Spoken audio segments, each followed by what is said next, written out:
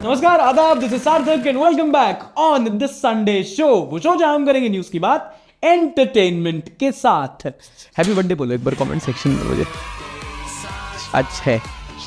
मैं उनको अपनी हार्दिक शुभकामनाएं देता हूं। I wish you good health and continued strength. आज तक मैंने कभी किसी को इतना काम करते नहीं देखा है। बहुत बहुत शुभकामनाएं अपने जन्मदिन। आपको जन्मदिन की ढेर सारी शुभकामनाएं। उन्होंने मेरे छोटे बच्चों तैमूर और जे को भी ढेर सारा प्यार दिया और उनके लिए ऑटोग्राफ भी साइन किया। You've been voted number one at everything. No matter what you do, you seem to be number one. I just wanted to wish you a happy birthday.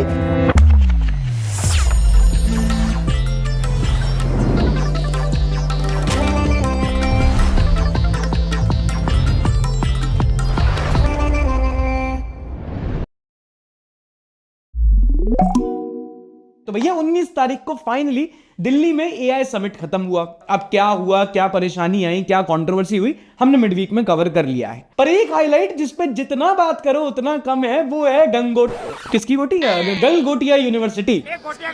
इनके एक नया कोर्स चलता है ITUS। इसकी टोपी उसके सर। इन्होंने ऐसे ऐसे कांड किए ना कि जब फेरा फेरी का तीसरा पार्ट आएगा उसमें अक्षय कुमार गलगोटियास ग्रेजुएट होगा। चाइना का रोबोडॉग उठा के अपना बता दिया, फिर कोई सॉकर ड्रोन है उसको भी बोल दिया हमने बनाया है। We are the first private university investing more than 350 crore rupees. और इनका खुद का प्रोजेक्ट 350 रुपए का निकला। इंडिया का ऐसा इवेंट जिसकी इंटरनेशनल बेइज्जती करवाई इन्होंने। प्लेसमेंट से पहले ही नौकरी चली गई, मैनेजमेंट वालों ने भगा दिया इनको फिर वहां से। और फिर बाद में गलगोटिया यूनिवर्सिटी ने क्लैरिफिकेशन भी दिया और उसमें भी उन्होंने गलती नहीं मानी अपनी। Sir, your 6 can be my 9. हमने ये कभी क्लेम नहीं किया कि हमने कुछ मैन्युफैक्चर किया है जो हमने नहीं किया। दीदी इतना साफ झूठ बोलोगी आपकी नौकरी भले चले जाए, टिकट मिल जाएगा आपको। किसी ने कमेंट किया इनका R&D था रिसीव्ड एंड डिस्प्ले। गलगोटिया का गोटिया हो गया। योर आलू कैन बी माय भालू। तुमने मोदी जी गए वाला मीम देखा? अच्छा, दूसरी वायरल वीडियो है ये वाली। मोदी जी वहां पहुंचे, वहां सारे टेक लीडर्स थे। मोदी जी को लगा कि गठबंधन है। अब की बार बेचारा सैम ऑल्टमैन कंफ्यूज हो गया कि क्या करना है मालिक। चैट जीपीटी 1 सेकंड के अंदर समझ जाता है, मालिक को 2 सेकंड लगे समझने में क्या करना है। लग रहा है इलेक्शन कैंपेन में आया है। अरे पॉलिटिक्स तो इनकी भी चल रही थी यार। वो क्लॉड का सीईओ सैम ऑल्टमैन ने हाथ नहीं मिलाया। मोदी जी हैं तो खाने पीने की कमी हो सकती है पर कंटेंट की कभी कमी नहीं हो सकती। जो बातें लोग राहुल गांधी पे बोलते हैं ये खुद है। क्या मतलब? तुम राहुल गांधी छोड़ो, कांग्रेस पे आओ। इसके बाद कुछ यूथ कांग्रेस के लीडर एआई समिट में पहुंच गए प्रोटेस्ट करने के लिए कि तुमने भारत की इतनी बेइज्जती कैसे करवा दी, वो भी हमारे बिना। तो ये लोग नंगू पुंगू होके पोस्टर लेके पहुंच गए जिसमें लिखा था PM इज कॉम्प्रोमाइज्ड और वहां जाके नारे लगाने लगे। और यहां भी कांग्रेस की वही क्लासिक प्रॉब्लम, लीडरशिप में कोई कोऑर्डिनेशन ही नहीं है। PMS सुनाई दे रहा है, बस लोग कह रहे पता नहीं किसके पीरियड आ गए। और इनकी गलती ये थी कि वहां पे अधनंगे होके गए थे और उसमें भी थोड़ी बॉडी होती तो ठीक लगता, तोंद लेके चले गए वहां पे। पहले विदेशी हमारी टेक्नोलॉजी का मजाक उड़ा रहे थे, अब तोंद का उड़ा रहे हैं। अच्छा, ये मिर्च मसाला हटाओ।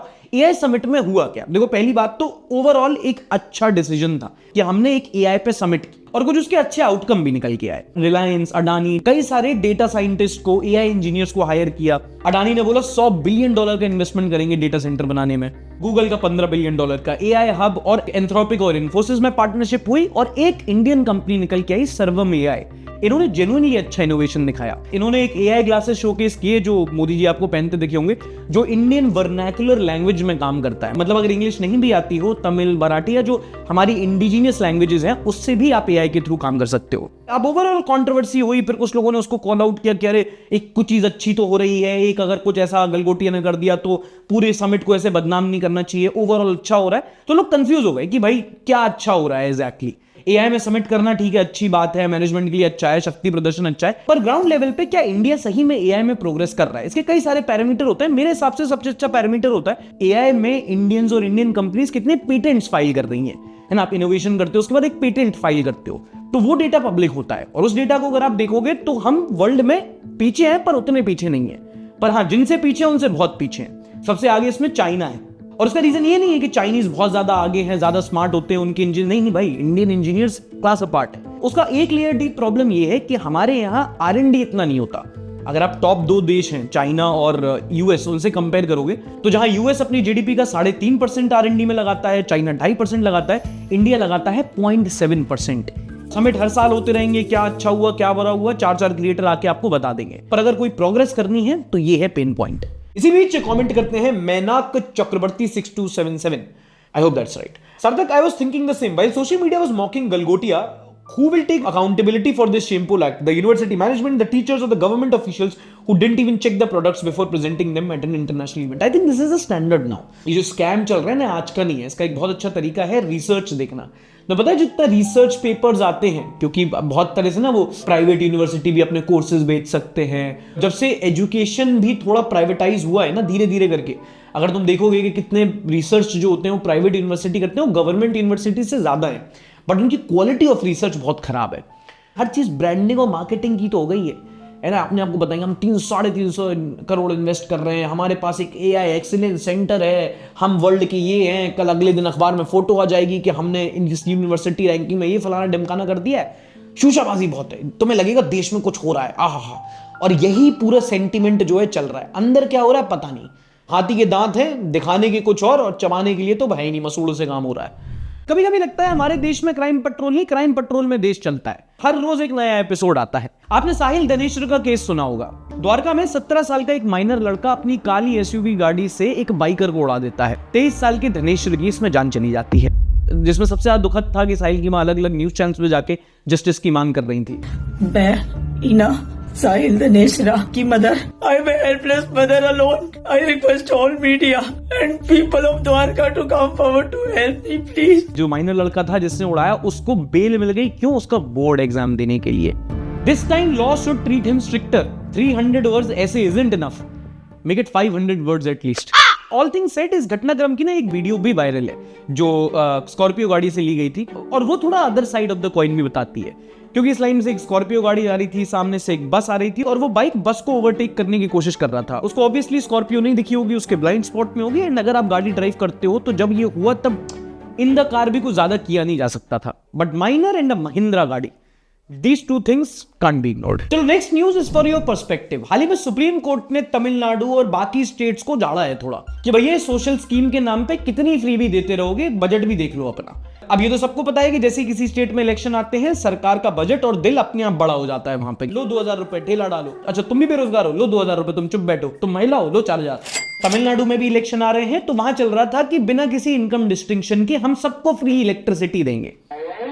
हाँ भाई, दिल्ली वाला मामला जिस पर किसी ने केस फाइल किया, मामला सुप्रीम कोर्ट पहुंचा, जिस पर चीफ जस्टिस सूर्यकांत ने कहा कि भाई ये क्या कल्चर आ गया है आजकल देश में। दिक्कत नहीं है, आप अपने जनमानुस को दो पैसा, ये फ्री बिजली दो, फ्री राशन दो, फ्री जो देना है दो, लेकिन अपना बजट भी तो देखो। सारे पैसे बांट दोगे तो डेवलपमेंट के लिए पैसा कहां से रहेगा?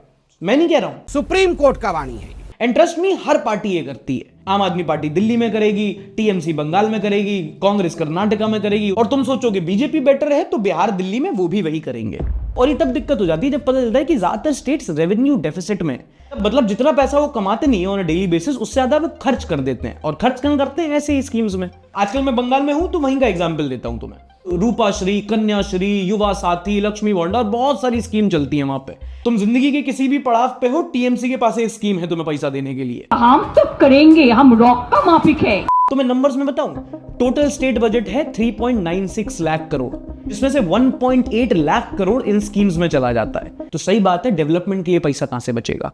And don't get me wrong, India एक सोशल स्टेट है, ये गलत नहीं है। हम ही ने वो बिहार में स्टोरी की ना, 1,500 रुपए जो महीने के मिल रहे हैं, अगर वो ना मिले, राशन ना मिले, तो कई सारी ऐसी फैमिलीज हैं जो भूखी मर जाएं। प्रॉब्लम ये है कि जब इन स्कीम्स को एक इलेक्शन टूल बना दिया जाता है, जैसे बंगाल में लक्ष्मी भंडार चलती है जिससे TMC को ज्यादा वोट मिलते हैं। अब तुम सोचो कि बीजेपी आके उसको चेंज करेगी? नहीं, बीजेपी बोल रही है कि अगर हमें जिता दो हम 3,000 रुपए देने लगेंगे। 3,000 टका करे आपनादेर के ढुकाबो। तो ये बात नहीं, इंडिया में तुम रहो तो फ्री में पैसे मिलेंगे, बस लाइक्स नहीं मिलेंगे। चलो अगला अपडेट है एप्स्टीन फाइल्स को लेकर। तुम्हें याद हो एप्स्टीन फाइल्स में बहुत सारे नाम निकले थे, बहुत सारी फोटो सामने आई थी, और अब लेटेस्ट अपडेट ये है कि इंग्लैंड के प्रिंस एंड्रयू अरेस्ट हो गए। प्रिंस एंड्रयू वहां के किंग चार्ल्स का भाई है, 67 साल की उम्र का हो गया है। अपना बर्थडे ही मना रहा था जब जाके वहां की पुलिस ने जाके उसको अरेस्ट कर लिया, क्योंकि उसकी ऐसी ऐसी फोटो है भाई जिसमें बच्ची है, वो लेटी होती है, मतलब बिल्कुल वो कहते हैं ना प्रेडिटर, और ये वहां का राजा है। बट कहते हैं ना, with great power comes great responsibility and if you misuse that power comes great punishment. तो मिसकंडक्ट इन पब्लिक ऑफिस के चलते इंग्लैंड की पुलिस ने इनको अरेस्ट कर लिया। वो पता लगे कि पूछताछ के बाद छोड़ दिया गया, बट चलो कम से कम वेस्ट में इतनी तो शर्म है कि कहीं इस्तीफा दिया जा रहा है, कोई अरेस्ट हो जा रहा है, कोई डर के मारे AI समिट में नहीं आ रहा। हमारे में क्या हो रहा है भाई? हमारे यहाँ तो जिनके नाम है वो खुले में घूम रहे हैं, प्रेस कॉन्फ्रेंसेस कर रहे हैं, और कुछ दिन को क्या पता लीगली एक और बैंक लूट ले। चलो करते हैं अब खबरों का व्यापार इन द नेक्स्ट सेगमेंट। चलो अगली खबर ध्यान से सुनना, मैं तुम्हारे ना पैसे बचाने वाला हूँ। क्या बात कर रहे हैं? हाँ वैसे तो आता हूँ, वैसे कटोरा है क्या यहाँ पे? कटोरे लौटा दिए तो मैंने कटोरे भी लौटा दिए, भीख कैसे मांगू? दिल्ली हाईकोर्ट ने हाल ही में याद दिलाया है कि रेस्टोरेंट्स कंपलसरी सर्विस चार्ज नहीं लगा सकते, ये इलीगल है। ये बात बहुत लोगों को नहीं पता होता, पर हमारे देश में एक ऑर्गेनाइजेशन है CCPA, central consumer protection authority, जिन्होंने बोल रखा है कि जो रेस्टोरेंट वाले होते हैं ना, अगर आपको कहीं कुछ खाने जाओगे, बिल में देखना, वो बिल में टोटल होगा, उसके नीचे CGST SGST, और फिर रेस्टोरेंट्स में चुपचाप से सर्विस चार्ज लगा देते हैं, अमूमन 10%, जो कि देना कंपलसरी नहीं होता। अभी क्या है इसमें, रोटी दाल बडवाइजर, न्यूज पर ध्यान दो। ये सर्विस चार्ज जो होता है, ये सर्विस का चार्ज होता है ना, जो आप पैसे देते हो, वो रेस्टोरेंट के पास जाते हैं, अमूमन अच्छी प्रैक्टिस ये होती है जो वेटर्स हैं, जो किचन स्टाफ हैं, उनको एज टिप बांट दिया जाए। बट कई सारे रेस्टोरेंट ऐसे भी होते हैं जो वो अपने पास रख लेते हैं, सरकार बोल रखी है वो ऑप्शन होता है, फिर भी कई सारे रेस्टोरेंट होते हैं जो उसको एज अ मैंडेटरी लगाते हैं, पहले से लिख के रख देंगे कि वी चार्ज 10%। नहीं कर सकते आप। अगर आप नहीं पे करना चाहो तो आप बोल सकते हो कि रिवाइज बिल दो, सर्विस चार्ज हटा दो, और उन्हें हटाना पड़ेगा, वरना उन पर पेनल्टी लगेगी और उनका लाइसेंस भी रद्द हो सकता है। मेरे हिसाब से उसको बीच का उपाय ये होता है कि रेस्टोरेंट भी 10% नहीं 5% उसको चार्ज करें, और उसमें भी इंश्योर करें कि जो सर्विस चार्ज हो रहा है वो रेस्टोरेंट स्टाफ में बट रहा हो, एंड फिर एज अ कस्टमर वो आपके ऑप्शन पे है कि आप वो सर्विस चार्ज देना चाहो, वरना चाहो तो आप वेटर को डायरेक्टली भी टिप कर सकते हो। और अगर किसी ने 10% सर्विस चार्ज लगाया और आपने दे दिया तो टेक्निकली टिप करने की भी जरूरत नहीं है। और अभी जो रिसेंट शेयर बाजार में उठापटक हुई है, उसी को लेकर ना पर्सनल फाइनेंस के बारे में एक चीज सीखी मैंने। इमेजिन करो तुम और तुम्हारा कोई दोस्त 5 साल पहले दोनों ने हजार रुपए इन्वेस्ट किए। एक ने निफ्टी 50 में पैसे लगाए और दूसरे ने यूएस के S&P 500 में। अब गेस करोगे आज की डेट में किसके रुपए ज्यादा होंगे? अब आप बोलोगे कि रिसेंटली इंडिया की इकोनॉमी बूम पे थी तो वही जीता होगा ना इंडिया वाला। You are a good question but you are wrong question. जहां निफ्टी 50 के 1700 बन गए होते, वहीं यूएस के S&P 500 में जिसने पैसे लगाए उसका पैसा 2000 पार कर गया होता। अभी एग्जांपल के लिए 1000 बताया, बट ज्यादा इन्वेस्ट करते तो ऑब्वियसली ज्यादा रिटर्न होता, और अगर SIP होती साल दर साल तो डिफरेंस इतना नहीं बल्कि इतना होता। और यहाँ पे करेंसी एक्सचेंज रेट डॉलर वाला भी गेम है। जो पैसा आप डॉलर में गेन करोगे उसको जब आप रुपए में कन्वर्ट करोगे तो डिफरेंस और बड़ा होता है, क्योंकि दूसरा एग्जांपल सिर्फ यूएस की कंपनी में इन्वेस्ट नहीं कर रहा है, वो डॉलर का एसेट भी होल्ड कर रहा है। जितना कंपनी ग्रो करी आपने डॉलर में कमाया, लेकिन उसी टाइम पे अगर डॉलर मजबूत हुआ तो आपने और कमाया।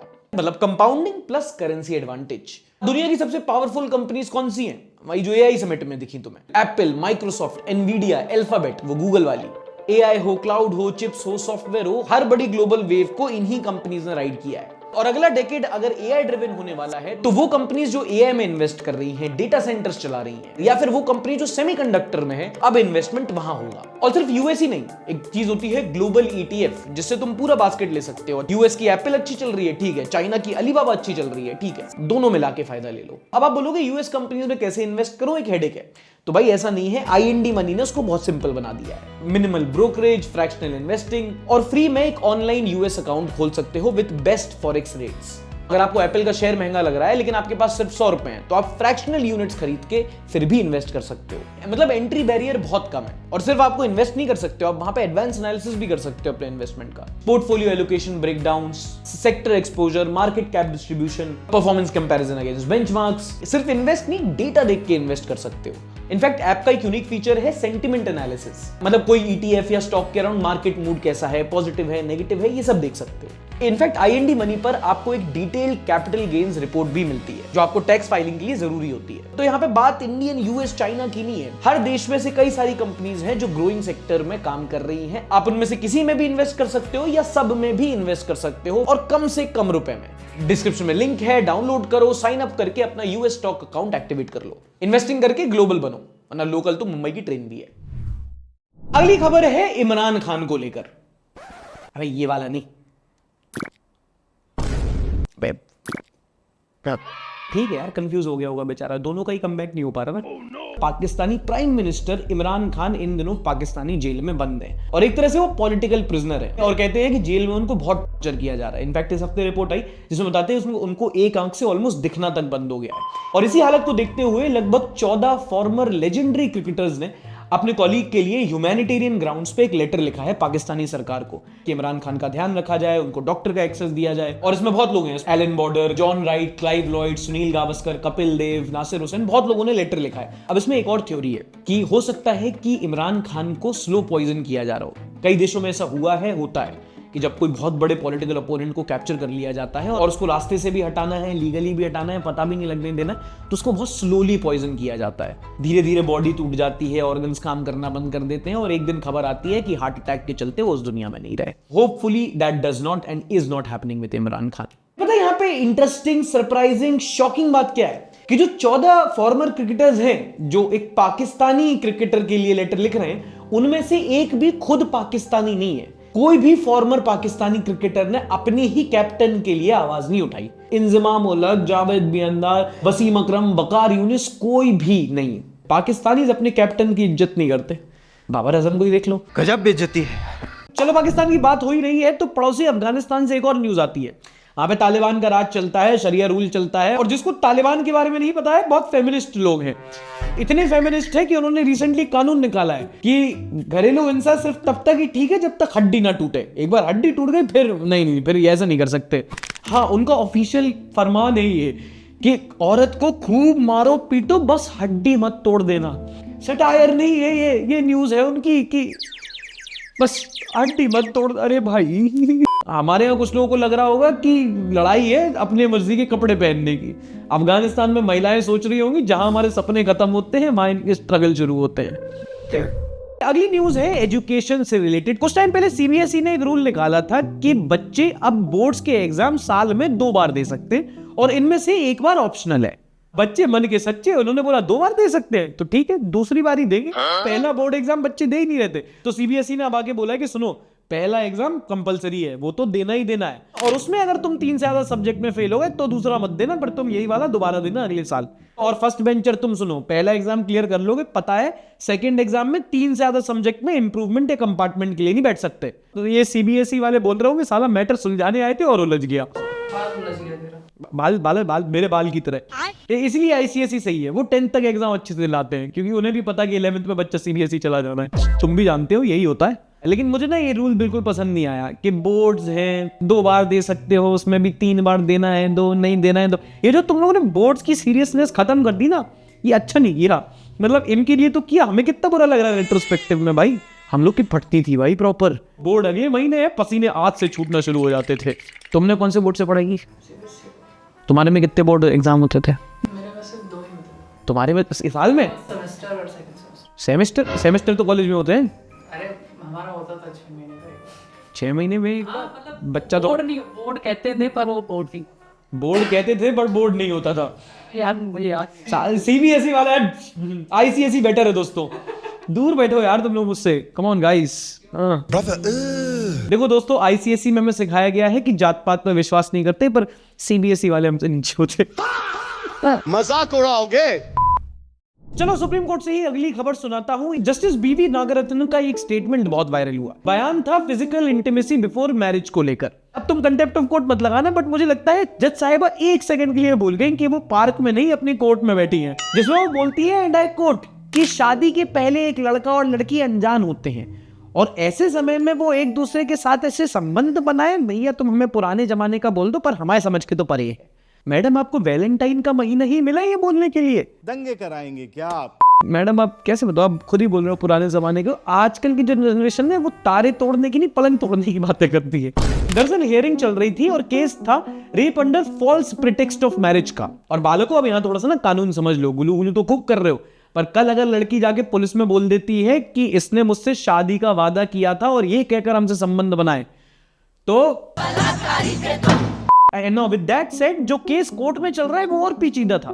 लड़की से शादी का वादा किया गया था, पर लड़का ऑलरेडी शादीशुदा था, फिर भी उसने शादी की दोबारा, पर इससे नहीं, किसी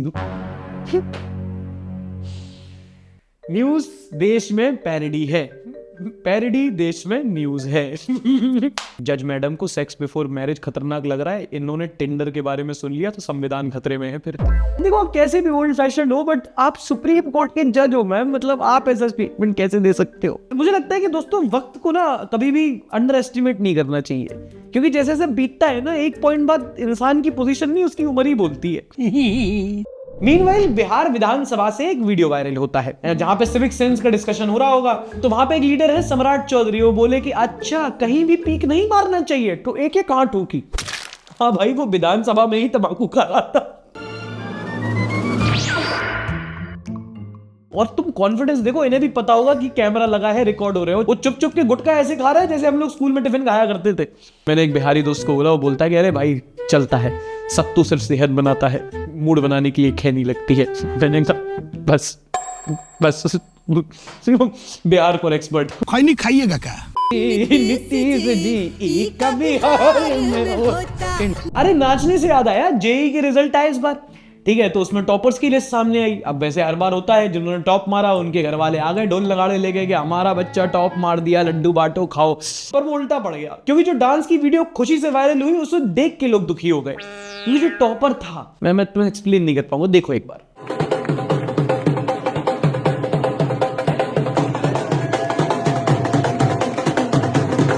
अब लोगों ने यहाँ पे बहुत सारे कमेंट किए। एक तो ऑब्वियसली यही आया कि बताओ कैसा है ना, वो बस सिर्फ पढ़ाई की है, लाइफ में और कुछ सीखा नहीं है, इससे अच्छा तो फेल होना ही है, ऐसे करके ट्रोल किया गया उसे। हो सकता है कि भाई उसने सिर्फ पढ़ाई की, जिसको तुम कहते हो ना वो किताबी कीड़ा है, पर ऐसा भी तो हो सकता है वो इंट्रोवर्ट हो, उसने अपना पढ़ाई कर ली, घर वाले आ गए ढोल नगाड़े लेके, उसने उससे पूछा किसी ने कि तुम्हें क्या नाचना है। सबका अपना अपना तरीका होता है एक्सप्रेस करने का।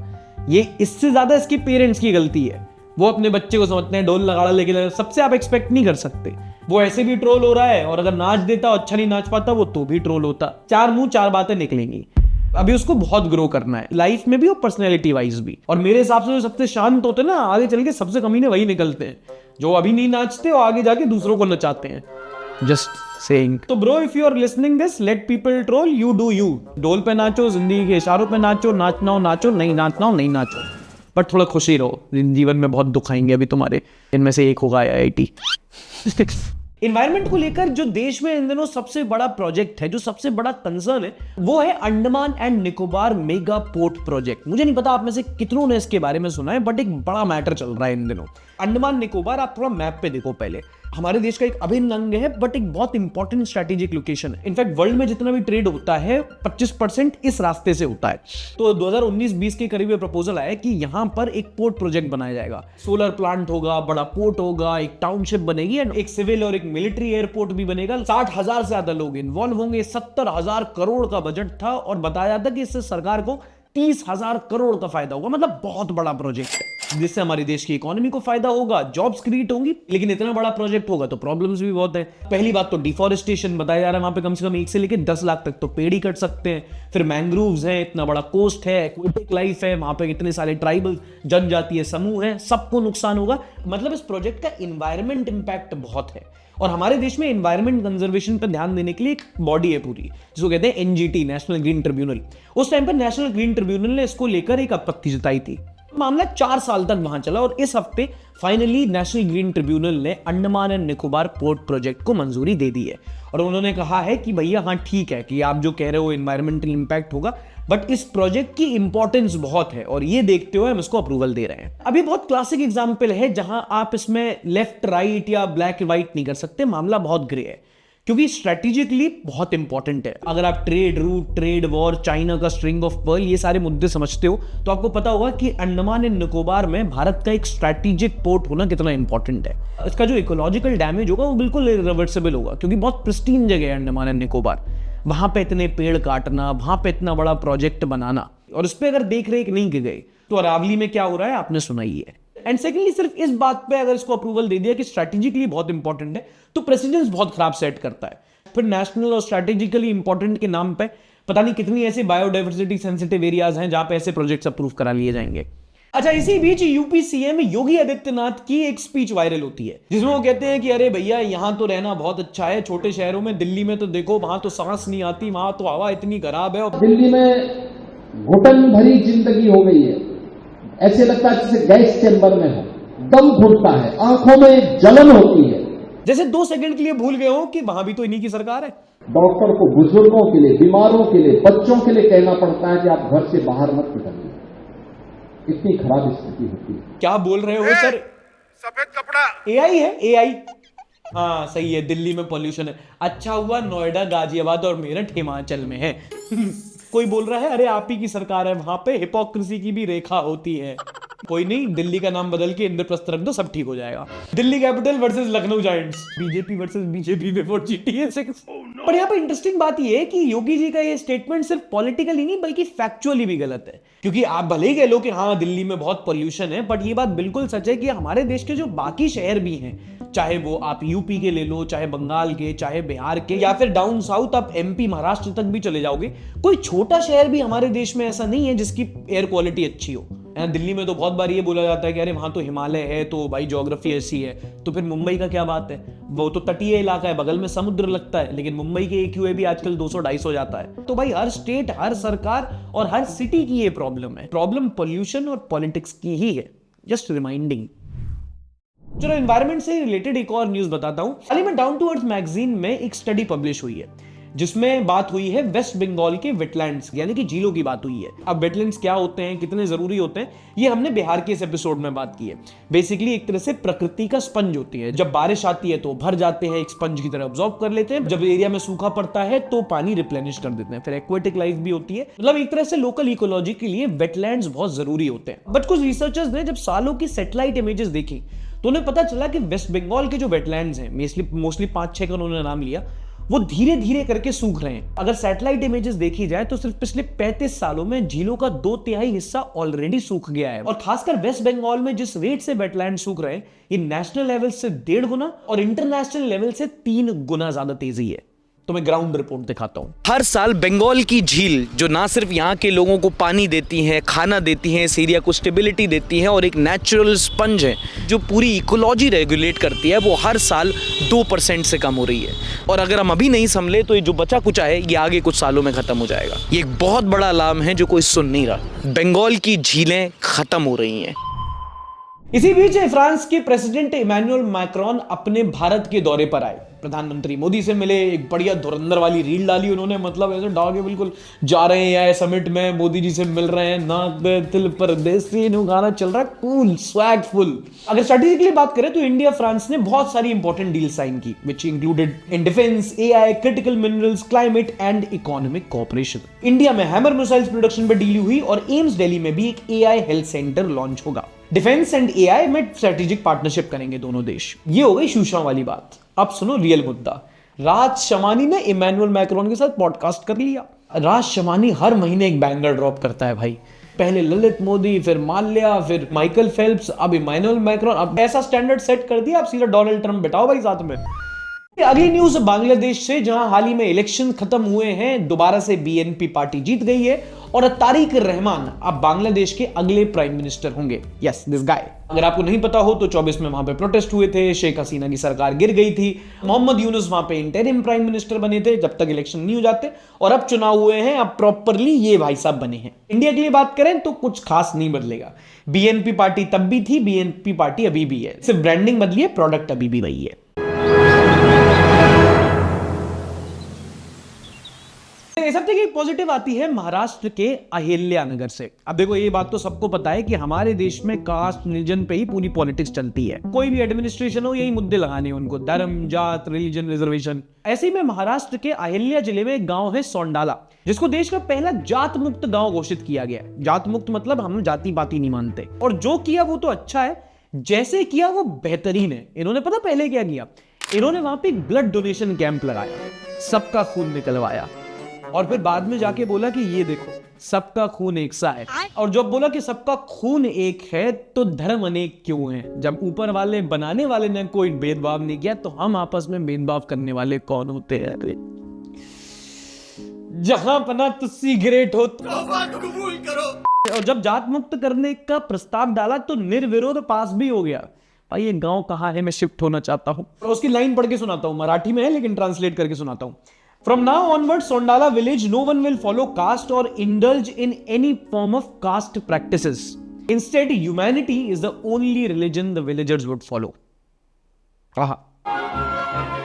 भाई मुझे तो न्यूज पढ़ के खुशी हो गई, तसल्ली पै गई। तुमको भी अगर सेम लगा हो तो एक बार लाइक करके बताना। अच्छा, पिछले हफ्ते हमने राइट टू रिकॉल की बात की थी पॉजिटिव सेक्शन में, उसी को लेके साकिब पाटिल कमेंट करते हैं, राघव चड्ढा ने राइट टू रिकॉल का मुद्दा उठाया, अच्छी बात है, लेकिन एमपीज क्यों ऐसा बिल पास करेंगे जो उनके खुद के टेन्योर को रिस्क में डाले? इस कॉन्फ्लिक्ट ऑफ इंटरेस्ट का सोल्यूशन क्या हो सकता है? वो नहीं करेंगे पास, बता दे रहा हूं ना तुम्हें। एक बहुत टाइम पहले एक नेता आए थे, उन्होंने बोला था कि मित्रों जितने भी पॉलिटिशियन पे करप्शन और क्रिमिनल केसेस हैं, एक फास्ट ट्रैक कोर्ट बनेगा और सबसे पहले इनको देखा जाएगा। आज एडीआर की रिपोर्ट निकालो, ऐसे मिनिस्टर्स की तादाद बढ़ गई है जिन पे ज्यादा क्रिमिनल केसेस हैं। But credit to Raghav Chadha, चाहे तुम कह लो कि वो जेनजी को फोकस कर रहा है, वो अपनी पॉलिटिक्स खेल रहा है, but even in that sense वो कम से कम इश्यूज तो अच्छे उठा रहा है। Now moving on to the next segment, nonsense news.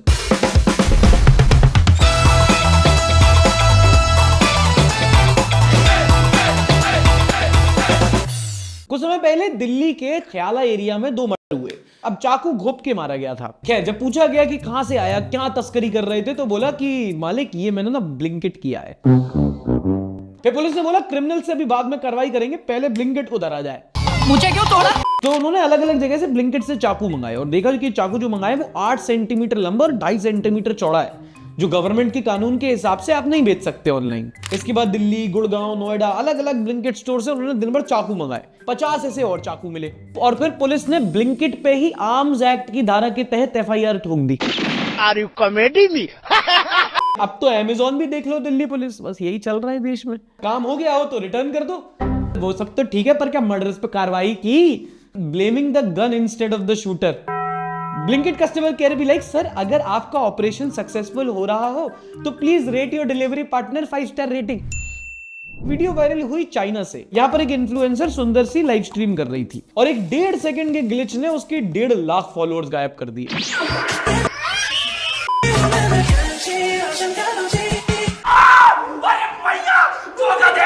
काल की कोचिन से सीधी राखी सावंत।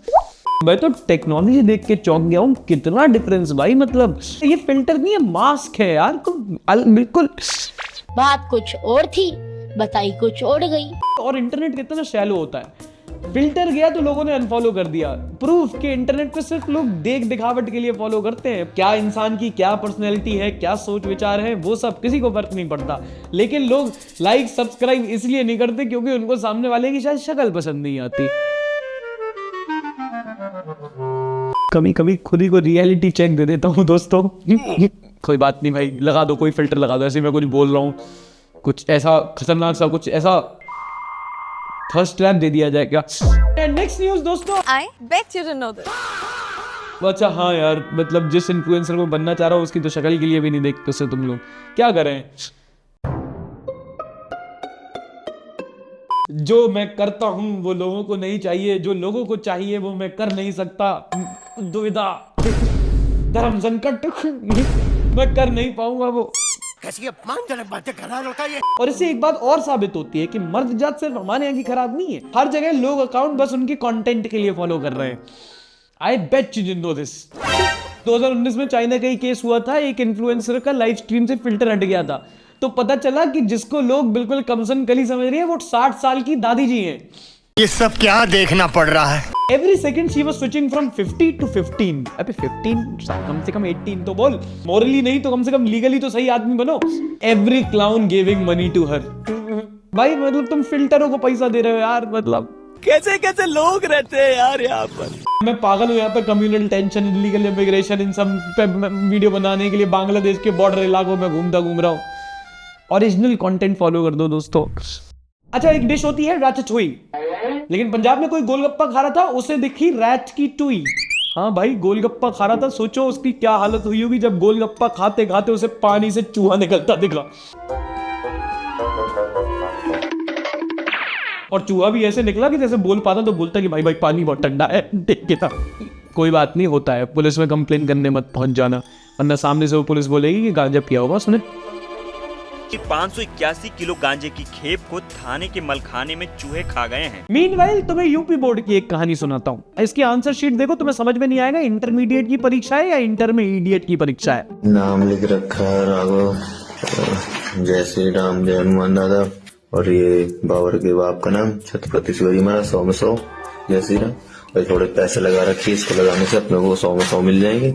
आप देखो यहाँ तक कोई प्रॉब्लम नहीं है, राम का नाम लिए बिना यूपी में इलेक्शन नहीं होते, एग्जाम कैसे हो जाएगा। बाबर के बाप का नाम छत्रपति संभाजी महाराज, 100 on 100, तुमने महाराष्ट्र वाला कार्ड भी खेल दिया और बाद में 100 की पत्ती भी लगा दी उसने। लैंग्वेज, रिलीजन, करप्शन, बंदा कुछ बने ना बने पॉलिटिशियन तो बनेगा। कोई आपसे प्यार क्यों करेगा?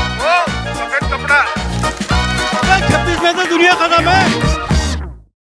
Galgottia's University also bought a lot of shame. Thermocol made drone in an international AI summit. Now who the fuck made it?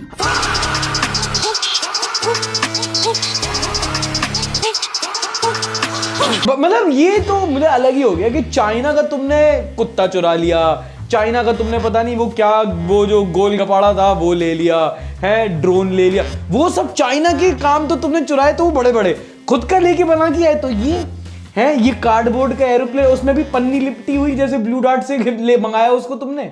छी भाई मतलब ऐसा भी नहीं कि अच्छा बुरा, छी। मेरे स्कूल में 9th क्लास के एग्जीबिशन में मैंने बनाया था इससे बढ़िया। ठीक है ना, हाँ तुम्हारा मैं मान सकता हूँ इस बात को। हाँ 8th क्लास में भी तुम इससे बेटर बना सकते हो भाई। ये तो असली वाला प्रोजेक्ट है ना कि नहीं ये बरमूडा से चुराया, कल निकले कि भाई ये भी हमारा नहीं है, कोई भरोसा थोड़ी है इनका। They thought it was a science fair in school कि हाँ पेरेंट्स को बना दिया, बाकियों को भी बना ही लेंगे। AI समिट नहीं, गलगोटिया यूनिवर्सिटी की बेइज्जती नहीं, इंडिया की बेइज्जती भाई। Digital India, women doing Aarti using her phones flashlight.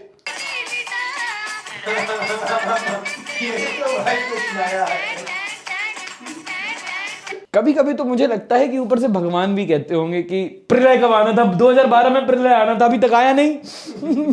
Flashlight is a form of energy. हाँ बिल्कुल सही बात है। दिया अलाउ नहीं था ना? दिया अलाउ नहीं था, क्यों?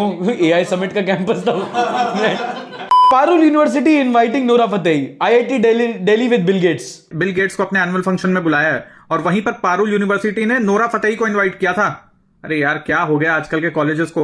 अरे भाई सीखो कुछ पारुल यूनिवर्सिटी से, कम एप्स्टीन फाइल के बाजों को तो नहीं बुलाते।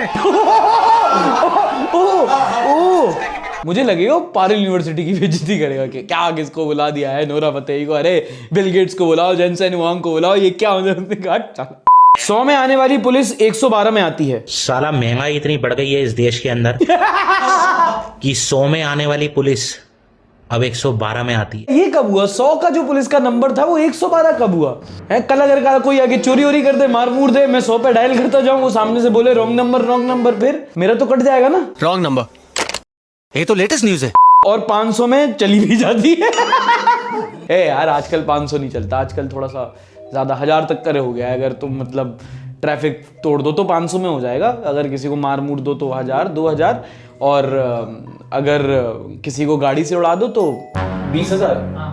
तो पैसे नहीं लगते, फिर ऐसे लगता है। तो पैसे जनाब जॉन पेलिया। जादू की चड्डी। भाई ये क्या है?